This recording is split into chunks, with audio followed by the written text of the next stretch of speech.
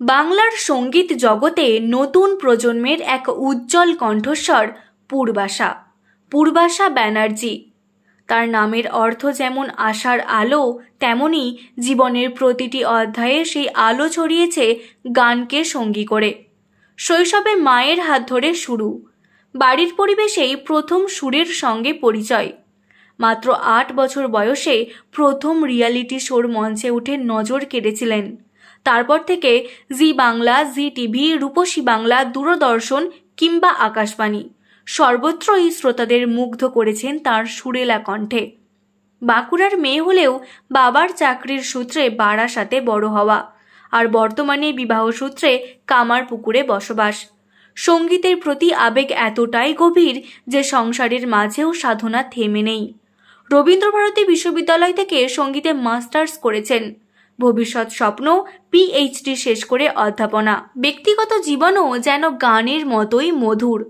Social মিডিয়ায় পরিচয় থেকে শুরু হওয়া প্রেম পরিণতি পেয়েছে বিবাহ বন্ধনে। স্বামী অর্ঘ্য কর্মকার নিজেও একজন দক্ষ গিটার বাদক, ফলে দুজনের জীবনের সুরই প্রধান সেতুবন্ধন। স্বামীর যত্ন, ভালোবাসা ও অটল সমর্থন তাকে গানের পথে আরও আত্মবিশ্বাসী করে তোলে। মহালয়া ও দুর্গাপুজো উপলক্ষে আগমনী ও বিশেষ গান নিয়েই ব্যস্ত তিনি। প্রেম, সংসার আর সঙ্গীতের অনন্য মেলবন্ধনে আজ পূর্বাশা হয়ে উঠেছেন কামারপুকুরের সাংস্কৃতিক অঙ্গনের প্রতীক। আগামী দিনে তার সুরেলা কণ্ঠ বাংলার সঙ্গীতকে আরও সমৃদ্ধ করবে, এটাই শ্রোতাদের প্রত্যাশা। গানের প্রতি ভালোবাসা তোমার কখন থেকে? বাড়িতে কি গানের পরিবেশ ছিল? আমার ছোটোবেলার থেকে মা ছিল আমার গাইড। তো আমার মা যেহেতু গান করতো, আর ছোটোবেলা থেকে ওই যে ক্যাসেট, যেগুলো আমাদের সময় তো ক্যাসেটটা ছিল, তো ক্যাসেট জিনিসটা শুনতে শুনতে আমরা বড় হয়েছি, আর প্রচুর রেকর্ড শুনেছি আমরা। মান্না দে বলুন, অজয় চক্রবর্তী বলুন, অরুণ ভাদুড়ী বলুন, আরও অনেক বড় বড় শিল্পী যারা আছে, সবার নাম তো একসঙ্গে বলতে পারবো না। প্রচুর গান শুনেছি এবং ওই শোনার মধ্যে দিয়ে বড় হয়েছি যখন, গানটা ওখান থেকেই শুরু হয়েছে। মানে প্রায় 2.5 বছর বয়স থেকে আমি গান শিখতে শুরু করি মায়ের কাছে। তারপর শ্রীমতী গোপা কাঞ্জিলালের কাছে শিখি এবং তারপরে পণ্ডিত অরুণ ভাদুড়ীর কাছে আমি শাস্ত্রীয় সঙ্গীতের তালিম নিয়েছিলাম। 2.5 বছর থেকেই গানের জগতে প্রবেশ? একদম। পড়াশোনা কোথায় হয়েছে? পড়াশোনা আমি বারাসাতে থাকতাম, তো বারাসাতে আমার স্কুলিং ওখানেই। স্কুল কলেজে প্রোগ্রাম করতে তখন? হ্যাঁ, অবশ্যই। স্কুল কলেজের দিদিমণিরা প্রচণ্ড ভালোবাসতেন, স্যারেরা খুব মানে আমাকে খুব স্নেহ করতেন। তো যতই যাই গানের প্রোগ্রাম হোক না কেন স্কুলেতে, আমি যেন থাকি, এটা একটা আমার কাছে বিশাল বড় পাওনা ছিল। প্রত্যেকটা প্রোগ্রামে আমাকে থাকতেই হতো, আর রিহার্সাল করানোর দায়িত্ব থেকে শুরু করে সমস্ত কিছু আমার ওপর পড়তো। পুজো তো আসছে সামনে, পুজো পর্যায়ে কিছু আমার গান শুনতে পারবো এখন? আগমনী গান কোনো? হ্যাঁ, একটা গান শুনি আমরা। বেশ বেশ।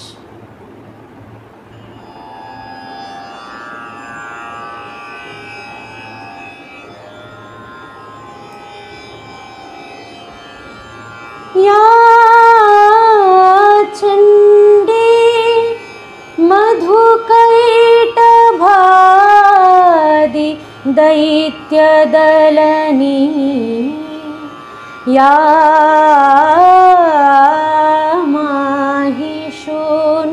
माहिषोन्मूलिनी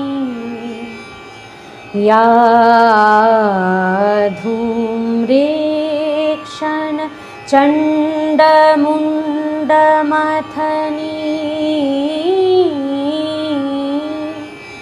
या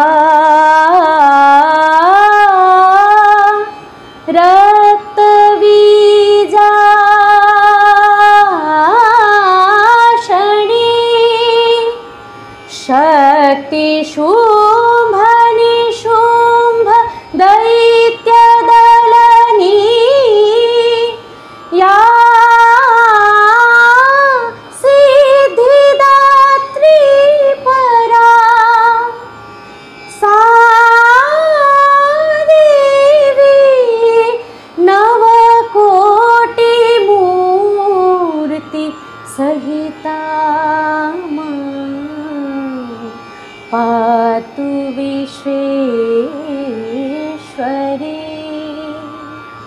पातु विश्वेश्वरी।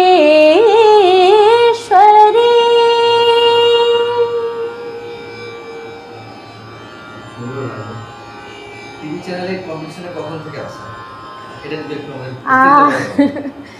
সত্যি কথা বলতে টিভি চ্যানেলের কম্পিটিশনে খুব একটা মানে আমার মা বাবা আমাকে পুশ ছোটোবেলা থেকে করেনি। তাও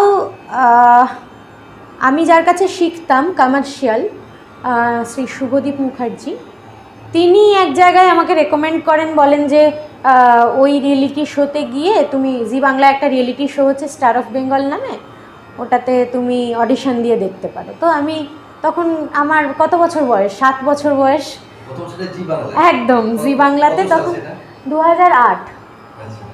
2008-এ আমি প্রথম রিয়েলিটি শোতে যাই। ওটার অ্যাঙ্কার ছিল হচ্ছে আমাদের সুপারস্টার জিৎ।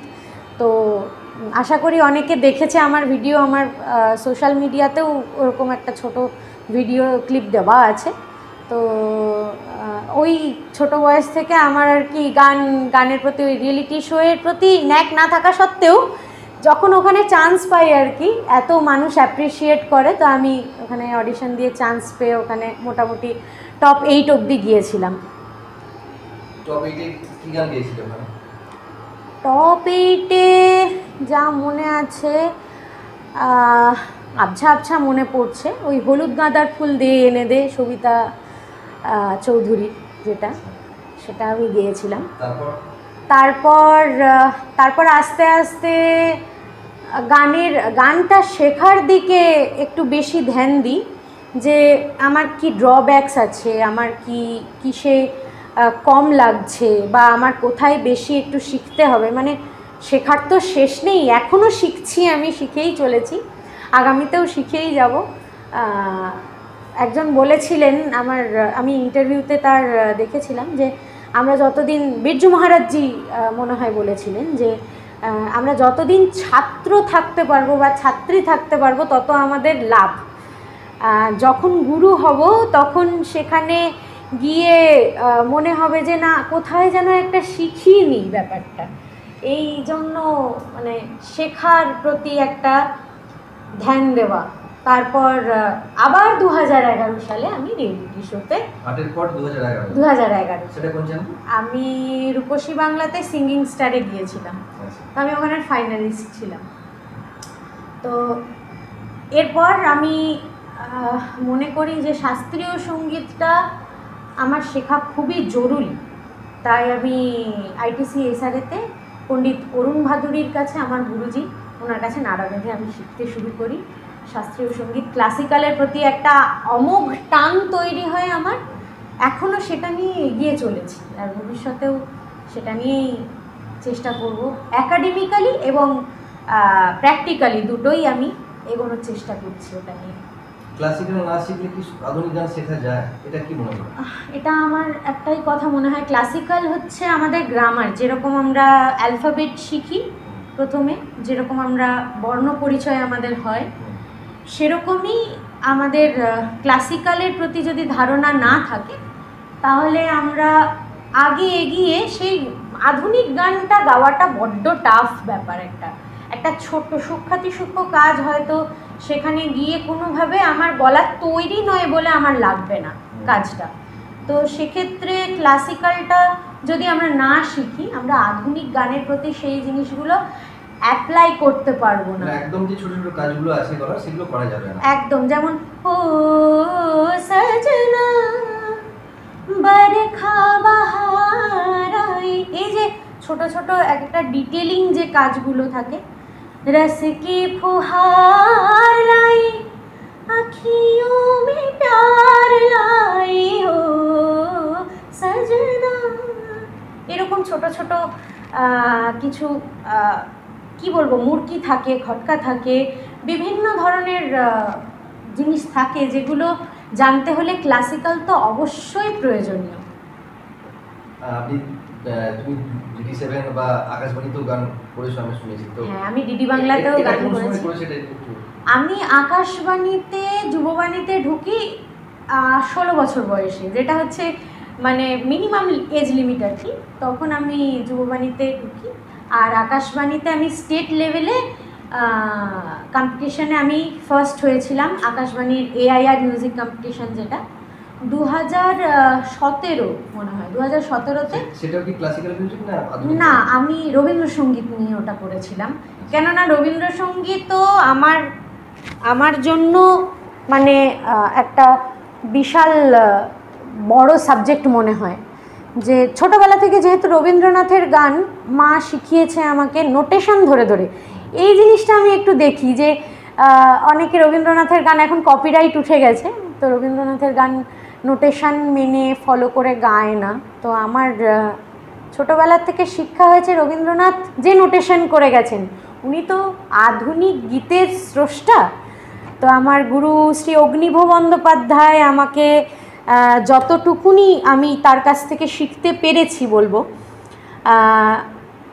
উনি অকৃপণভাবে আমাকে রবীন্দ্রসঙ্গীতের জ্ঞান দান করেন এবং ওনার কাছ থেকেই আমি উদ্বুদ্ধ হয়ে আকাশবাণীতে যাই আর কি। হ্যাঁ, আমাদের রবীন্দ্রসঙ্গীত গান একটু শোনা। বেশ, আমি রবীন্দ্রসঙ্গীত বলতে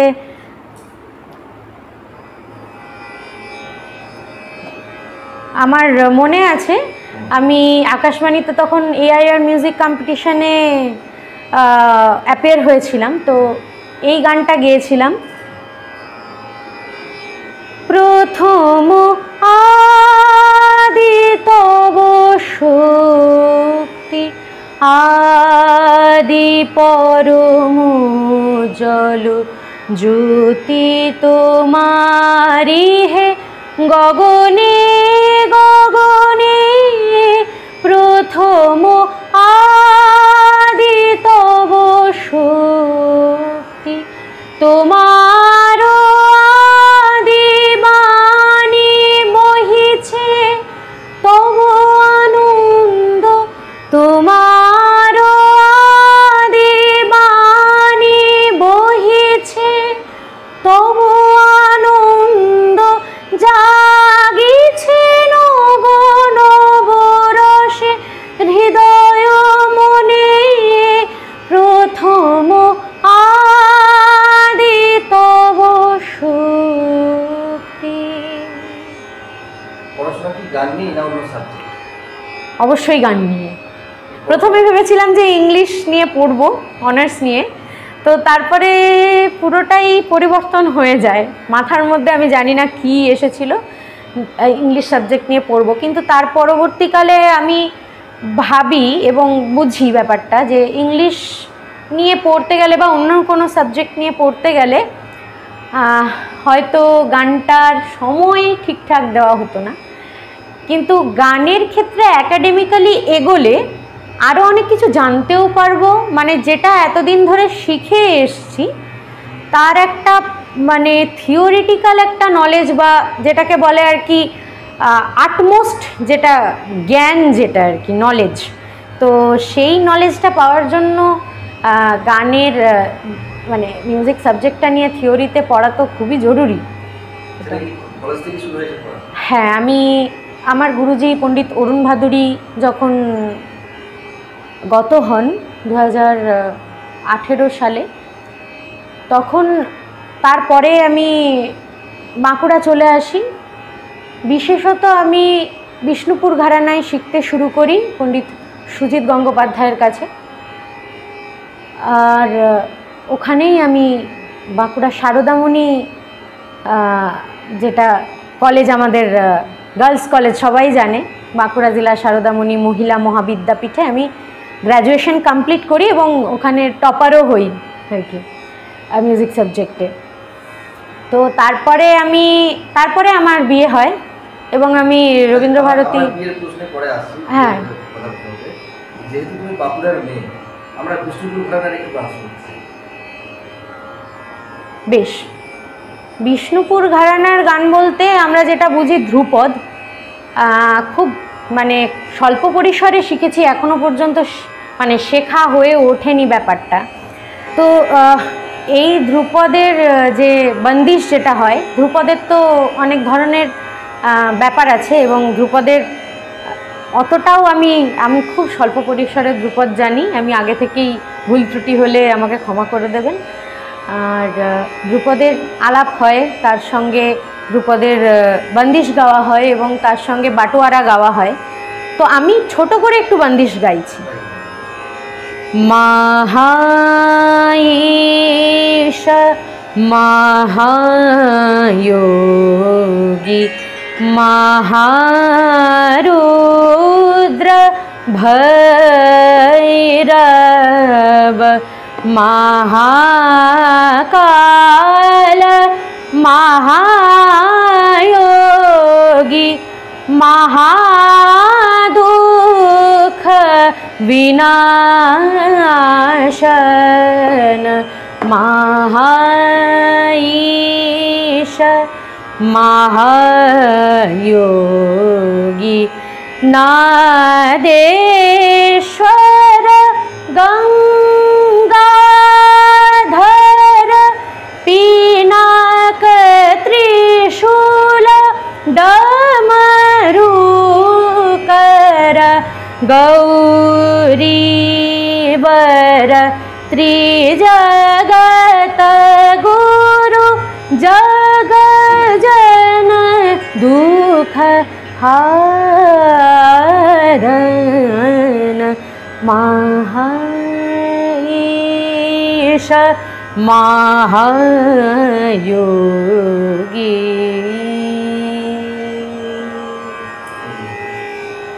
এবার একটু ব্যক্তিগত জীবনে বিয়ে কখন? বিয়ে হয় 2022 সালে। এটা কি অ্যারেঞ্জ ম্যারেজ? না, এটা লাভ ম্যারেজ। কিভাবে বলতে, আমাদের সোশ্যাল মিডিয়াতে পরিচয় হয় প্রথম একটা গানের মাধ্যমে। তো ওখান থেকেই পরিচয়, ওখান থেকেই বন্ধুত্ব। প্রথম ব্যাপার হচ্ছে আমাদের বন্ধুত্ব, তারপরে আস্তে আস্তে ওটা প্রেমের পর্যায়ে চলে যায়। তো সবাই একসঙ্গে মিলে একটা সুন্দর অনুষ্ঠান করে আমাদের। হাজব্যান্ডও কি গান গান? হাজব্যান্ড গান গায় না, তবে হাজব্যান্ড খুব ভালো গিটার বাজায়। ও এখন শিখছে আর কি গিটারটা। তো মানে একটু কম বয়স থেকেই শিখেছে, তবে এখন একটু ফ্লারিশ করার চেষ্টা করছে জিনিসটাকে। প্রেমটা কি কলেজ লাইফে? প্রেমটা কলেজ লাইফেই। সুদূর বাঁকুড়া বা বারাসাত যাই বলি না কেন, সেখান থেকে কামারপুরের মাটিতে আসা। একদম আমার সঙ্গে যেন রামকৃষ্ণ, সারদা এবং বিবেকানন্দের একটা আলাদাই যোগ আছে। প্রথম কথা আমি বলবো, আমার স্কুলিংটা যেখান থেকে হয়েছিল ব্যারাকপুর রামকৃষ্ণ মিশন, 7 নম্বর রিভার সাইড রোড যেটা। তো রামকৃষ্ণপুরে আমি থাকতাম বারাসাতে, আবার এসে এখানে বাঁকুড়া জেলা সারদামণি মহিলা মহাবিদ্যাপীঠ, এবং শেষমেশ এসে কিন্তু আমাকে কামারপুকুরে জুটতে হয়। তো বিয়ের আগে তো একদম ছোটোবেলায় এসেছিলাম, মানে ক্লাস 7-8 পড়ি তখন, সেই সময়। তো বিয়ের পর কি মাস্টার ডিগ্রি কমপ্লিট হয়েছে না? হ্যাঁ, বিয়ের পর মাস্টার ডিগ্রি কমপ্লিট করেছি আমি রবীন্দ্রভারতী ইউনিভার্সিটি থেকে, ক্লাসিক্যাল, ইন্ডিয়ান ক্লাসিক্যাল মিউজিক, খেয়ালে। এরপর করার কি ইচ্ছা আছে? এরপর আমার ইচ্ছে, আমি এটাকে নিয়ে এগোই, নেটে অ্যাপিয়ার হই, পিএইচডির জন্য আমি অ্যাপ্লাই করি এটাকে নিয়ে। তো এটাকে নিয়ে রিসার্চ করার খুব ইচ্ছা আছে আমার, খেয়ালের ওপর। তো দেখা যাক কি হয়। এটাই মানে আমার প্রফেসর হওয়ার খুব ইচ্ছে, যেহেতু আমার বাবা টিচার। আমার বাবা আমাকে বলেছিলেন যে ছাত্রছাত্রী লাইফে একটা বিশাল বড় স্যাটিসফ্যাকশন দেয় যখন তুমি একটা শিক্ষা পেয়ে আসো ছোটোবেলার থেকে, এবং সেই শিক্ষাটা তোমার সম্পূর্ণ তো হয় না, কিন্তু শিক্ষা দিলে শিক্ষা বাড়ে আরও। তো সেই জিনিসটাই আমি চাইছি আগামী দিনে প্রসারিত করার জন্য, এবং আমি প্লেব্যাক সিঙ্গার তো অবশ্যই হতে চাই তার সঙ্গে। বিয়ের পর তো একবারে সংসারে ঢুকে পড়া, তো অনেক মেয়ের পক্ষেই এটাকে চর্চা চালিয়ে যাওয়া সম্ভব হয় না। হ্যাঁ, তো তুমি এখনো সেই রসদ কোথা থেকে পাচ্ছ গান নিয়ে চর্চা রীতিমতো শেখানো, এই বিষয়গুলো কি বলবো? প্রথমত আমাদের বাড়ি যেটা কামারপুকুরে, আমাদের বাড়িতে আমার শাশুড়ি মা আছেন, শ্বশুরমশাই আছেন, আমার হাজব্যান্ড, আমার ননদ, প্রত্যেকেই আমি দেখেছি প্রচণ্ড সাপোর্টিভ। আর যেহেতু আমি গানটাকে পছন্দ করি এবং গানটা নিয়েই আগামী ভবিষ্যৎ আমার চিন্তাভাবনা, সেহেতু এইটা যাতে আগে এগিয়ে নিয়ে যেতে পারি তাতে একটা সময় সাপেক্ষ ব্যাপার, প্রত্যেকটা জিনিসই সময় সাপেক্ষ, ক্যারিয়ার মানেই সময় সাপেক্ষ।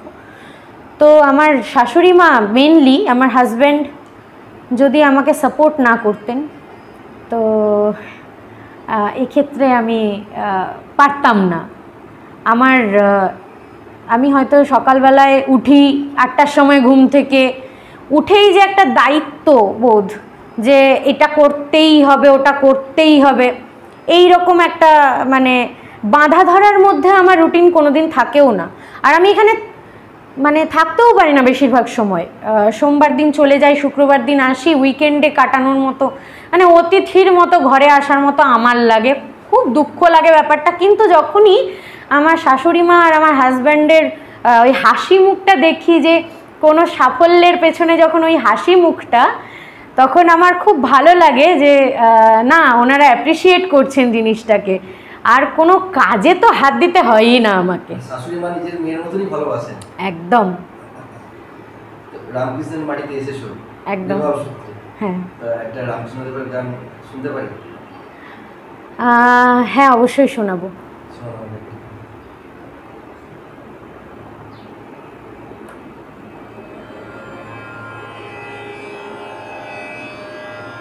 আমি একটা মায়ের গান করি। হ্যাঁ।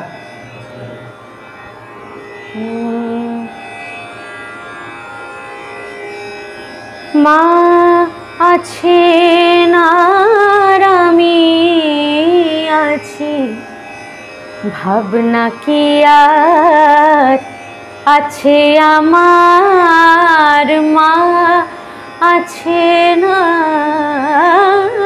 আমি আছি, ভাবনা কি আর আছে আমার। আমি মায়ের হাতে খাই পড়ি, আমি মায়ের হাতে খাই পড়ি, মানিয়েছি আমার ভার, মা আছে না আমি আছি, ভাবনা কি আর আছে আমার। গান কি এখন শেখানো হয়? হ্যাঁ, গান শেখানো হয় প্লাস শেখা হয়। আমি এখন শ্রী গৌতম ঘোষালের কাছে, আমার গুরু শ্রী গৌতম ঘোষালের কাছে শিখছি। এবং আপনারা তো জানেনই যে গৌতম ঘোষাল হলেন সঙ্গীত গুরু মেঘ পাখি একাডেমির, প্লাস শুভমিতাদির যে হিট গানগুলো আছে, যেমন তোমার কাছে ফাগুন চেয়েছে, এবং নিজস্ব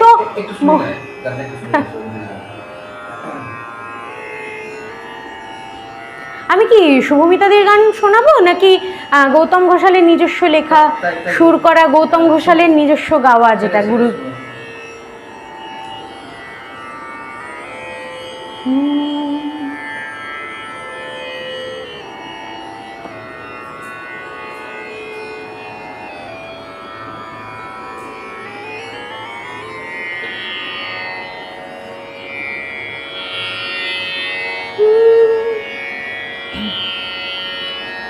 তুমিও কি আমাকে ভেবেছো আনমনে, এমন শ্রাবণ দিনে এ ভীষণ প্লাবনে, হয়তো কোথাও আছো তুমি,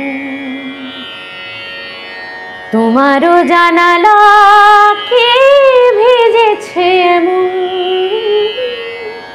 তুমিও কি আমাকে ভেবেছো আনমনে, এমন শ্রাবণ দিনে এ ভীষণ প্লাবনে, হয়তো কোথাও আছো তুমি।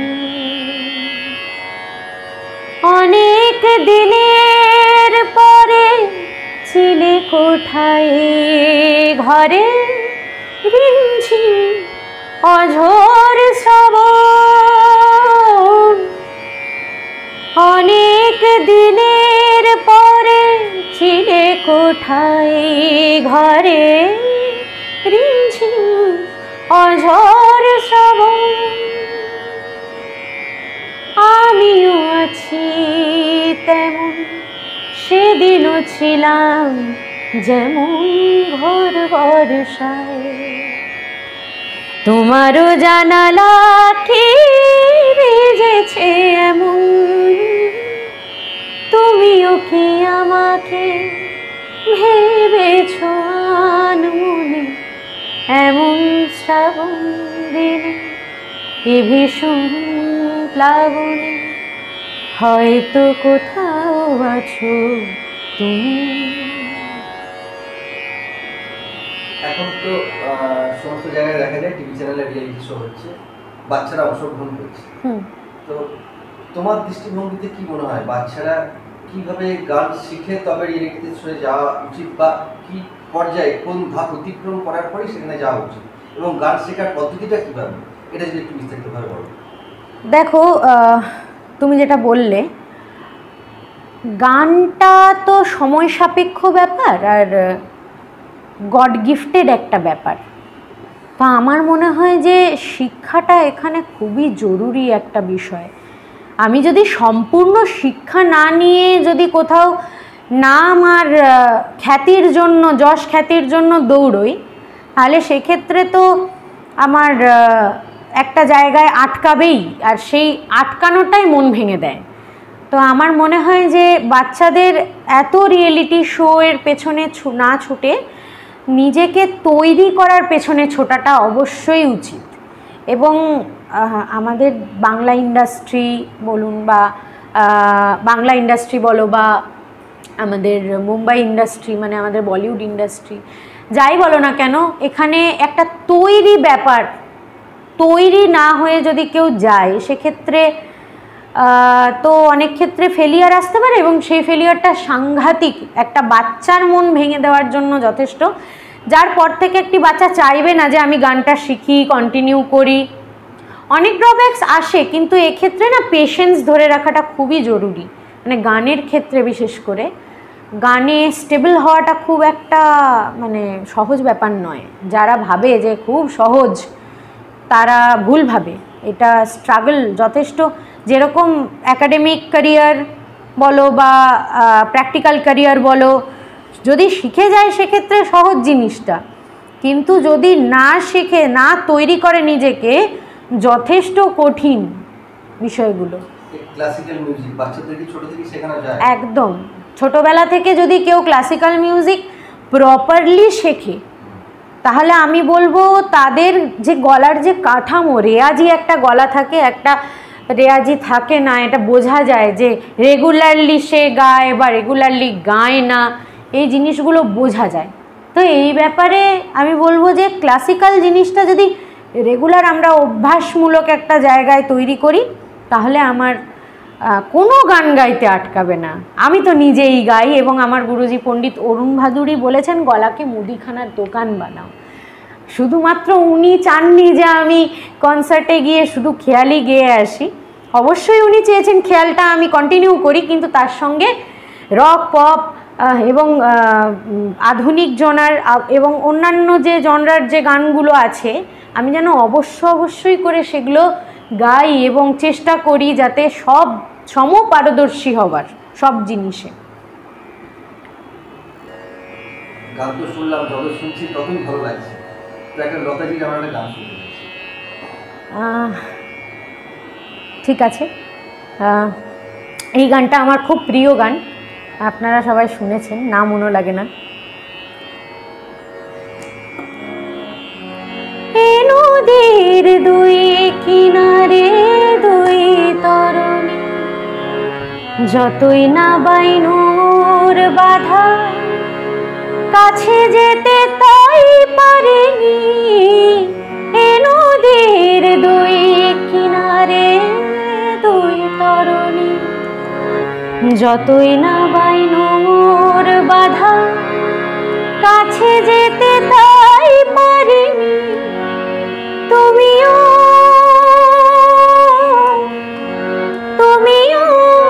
পার থেকে হায় সরুণ না, মনও লাগে না, এই জীবনে কিছু যেন ভালো লাগে না, না মনও লাগে না। বাঙালির পুজো, দুর্গাপুজো, পুজোতে কি নতুন কোনো অ্যালবাম বের করছো? অ্যালবাম বলতে আমি রিসেন্টলি আমার একটা প্রজেক্ট আমি করছি, সেটা শ্যামা পুজোর জন্য বলতে পারেন। ওটা শ্যামা সঙ্গীতের একটা অ্যালবাম আমি বার করব, এরকম চিন্তাভাবনায় আমি আছি। এবং আমার কচি কাচাদেরকে নিয়ে আমি একটা প্রজেক্ট বার করব খুব তাড়াতাড়ি, সবাই দেখবেন। এই প্রজেক্টটা হচ্ছে কামারপুকুরের একমাত্র ঐতিহ্য বলতে পারি আমরা, যেহেতু ছোটোবেলায় আমি পড়েছি রামকৃষ্ণ মিশনে, সেহেতু ওখানে যে আরাত্রিক ভজন হতো, সন্ধ্যারতি যেটা খণ্ডন ভব বন্ধন, আমি ওটা আমার ছাত্রছাত্রীদেরকে নিয়ে গাইছি। সবাই অবশ্যই শুনবেন। এই গানটা একটা আলাদা আধ্যাত্মিক জায়গার স্পন্দন দেয় আমাকে বরাবর। যতবার শুনি আমি আমার চোখের জল ধরে রাখতে পারি না। সেই ছোটোবেলার স্মৃতি মনে পড়ে যখন আমি রামকৃষ্ণ মিশনে থাকতাম এবং ওখানকার আরাত্রিক ভজন শুনতাম এবং সন্ধ্যারতি করতাম। এটা একটা বিশাল বড় পাওনা আমার জীবনে, এবং ঠাকুর আমাকে ওই জন্যই মনে হয় এই কামারপুকুরে এনে এখানে রেখেছেন এবং ভালোভাবে রেখেছেন। সন্ধ্যাবেলা আমি ভজন সত্যি যারা শুনে একটা আধ্যাত্মিক জগতে প্রবেশ করে যায়। অবশ্যই। আমরা ভজনটা একটু দু লাইন যদি শুনতে পাই।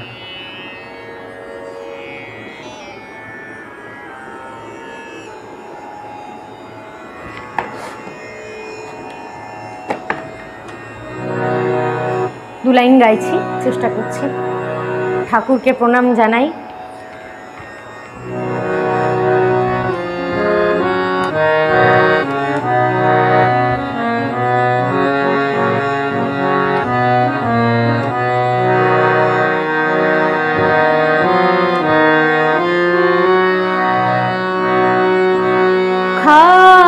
খণ্ডন ভব বন্ধন জগ বন্দন বন্দি তোমার নিরঞ্জন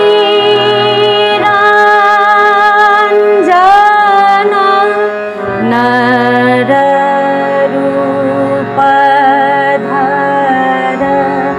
নিরঞ্জন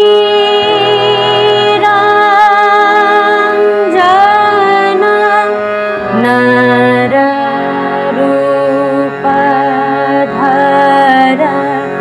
নির্গুণ গুণময়।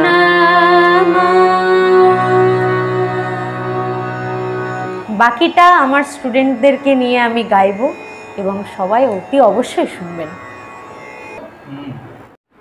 এতক্ষণ কথা আলোচনাতে শুনলাম প্রেম করে বিয়ে হয়েছে, তো দাদা ভালো গিটার বাজায়, তো দাদার সঙ্গে গিটারে একটা গান আমরা শুনতে চাইছি। বেশ, কি গাইবে বলো, কি বাজাবে, কি গাইবো? কোনটা গাইবে বলো? চলো বাহামে চলে যাও। হ্যাঁ চলো, বেশ, ওটাই শুনি। ওটাই ওটাই।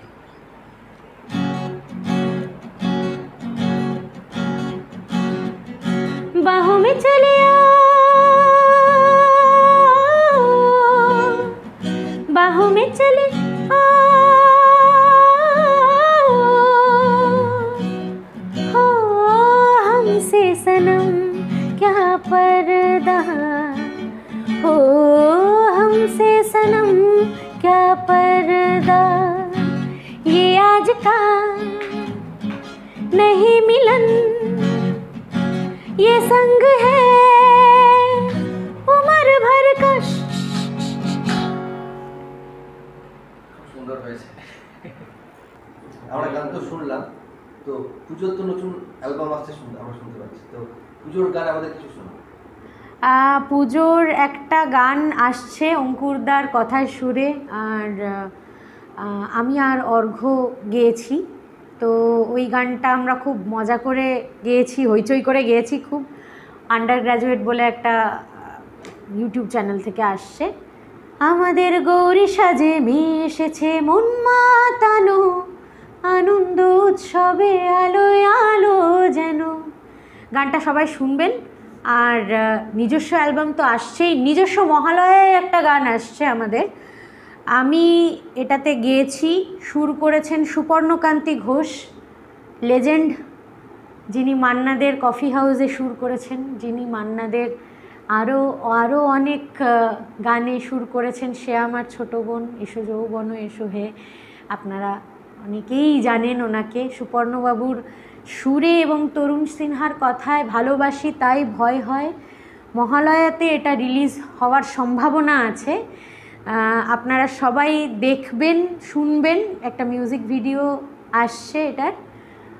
আর সবাই আশীর্বাদ করবেন যাতে গানটা অনেক অনেক ভালোবাসা পায়, আমার গানগুলো যাতে অনেক ভালোবাসা পায়। পুজোতে কি কোথাও নতুন কোনো প্রোগ্রাম হচ্ছে? এখনও অবধি ঠিক হয়নি, তবে খুব তাড়াতাড়ি ঠিক হয়ে যাবে ওটা। প্রোগ্রাম তো অবশ্যই করি, আমি করছিও, দেখা যাক এবারে। আমরা একদম শেষ পর্বে চলে এসেছি, তো এই পর্ব শেষ করতে করতে একটা যদি আমাদের গান শোনা দর্শকদের জন্য।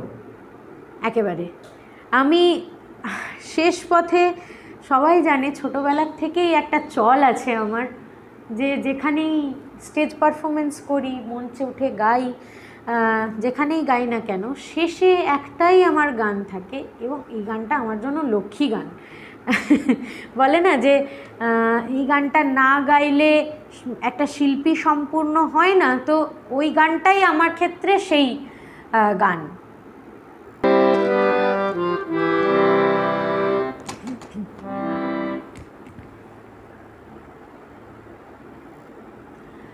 আজ তবে এইটুকু থাক, বাকি কথা পরে হবে। ধূসর ধূলির পথ ভেঙে পড়ে আছে রথ, বহু দূর দূর যেতে হবে। আজ তবে এইটুকু থাক, বাকি কথা পরে হবে। সবুজ সবুজে মেশা নীল নীলিমায় পাবে না আমায়। গোধূলির ছায়া পথে খুঁজো না আমায়। সবুজ সবুজে মেশা নীল নীলিমায় পাবে না আমায়। গোধূলির ছায়া পথে খুঁজো না আমায়। শরতের কোনো এক নাম না জানা গায়, শিউলির ফুল যেথা ঝরে ঝরে যায়। কিশোরী মনের মতো দুটি চোখে অবনত, না গাওয়া সে গান হয়ে রবে। আজ তবে এইটুকু থাক, বাকি কথা পরে হবে। শীততাপ নিয়ন্ত্রিত অত্যাধুনিক রেস্টুরেন্ট ময়ূখ রেস্টুরেন্ট। এখানে পাবেন চাইনিজ, পোলাও, বিরিয়ানি, তন্দুরি সহ সমস্ত রকম খাবার।